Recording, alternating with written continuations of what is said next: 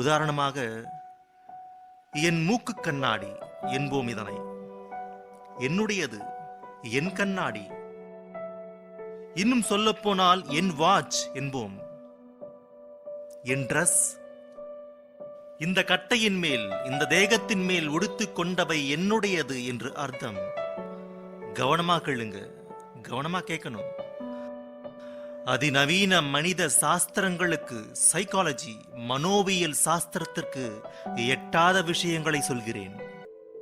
இந்த மனோவியல் இந்த கட்டை மீதம் வைக்கும் கண்ணீரின் காதை என்னும் இந்த அற்புத வார்த்தையில் உள்ள உண்மையை நீங்கள் கவனமாக ஆலோசிக்க வேண்டும், ஆராய வேண்டும். என் வாட்ச், என் மூக்கு கண்ணாடி என்கிறோம். இன்னும் பேசினால் என் மூக்கு என்பார்கள், என் காது, என் கண்கள், என் கைகள், என் கால்கள். என் என் என்ற ஒரு வார்த்தை உங்களுக்கு கேட்டுக்கொண்டிருக்கிறது. என் வார்த்தைகளில் என் கண்கள், என் கைகள், என் மூக்கு.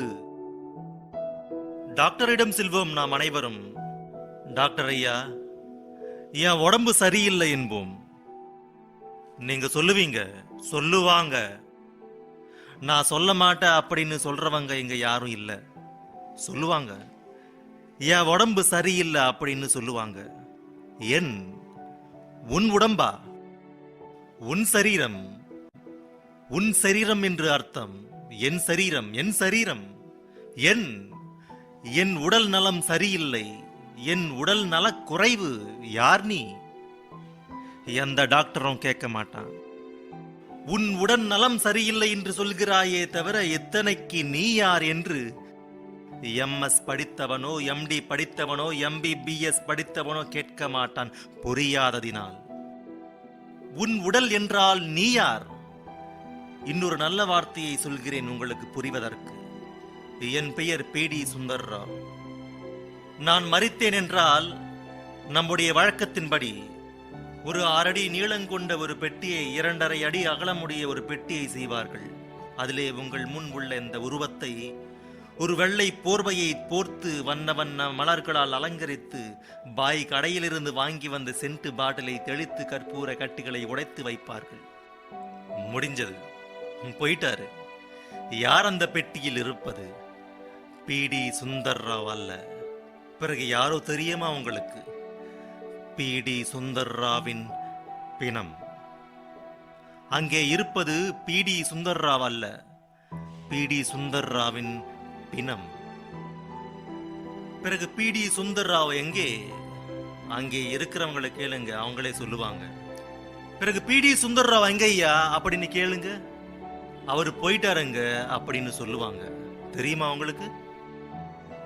எங்க நெடதுபோல் அந்த பாஷை இல்லைன்னு சொல்லுவீங்களா? உன் நெடதுபோல் இல்ல, பறந்து கிடக்கின்ற இந்த பூமியிலே ஒவ்வொரு மனிதனும் பேசுகின்ற பாஷை இது. பிறகு எங்கே அவர்? ஒரு காலத்திலே இதிலே இருந்தவர், இப்போது இல்லை. இது அவருடைய சவம் மட்டுமே. அதோ அவருடைய கைகள், அதோ அவருடைய கால்கள், அதோ அவருடைய மூக்கு, அதோ அவருடைய கண்கள். அவர் இல்லை அதிலே. அவர் என்றால் யார்? நான் என்றால் யார்? நீங்கள் என்றால் யார்? யோசிச்சு பாருங்க. யார் நான்? யார் நீங்கள்? யார் அந்த சக்தி? யார் அந்த காணப்படாத சக்தி? யார் அந்த தென்படாத சக்தி? யார்? அவர்தான் PD சுந்தர் ராவ், அவர்தான் ஸ்பர்ஜன், அவர்தான் லாசரஸ் பிரசன்ன பாபு, அவர்தான் ஜான்சன் விக்டர், அவன்தான் ஒரு யோசேப்பு, அவள்தான் ஒரு மார்த்தாள். அந்த சக்தி ஆத்துமா, பவர். அந்த சக்தியை அடைத்து வைக்க மனித அறிவால் விஞ்ஞான உலகம் விடா முயற்சியுடன் கஷ்டப்பட்டது. எப்படியாவது சரி சக்தியை அடைத்து வைக்க வேண்டும் என்று.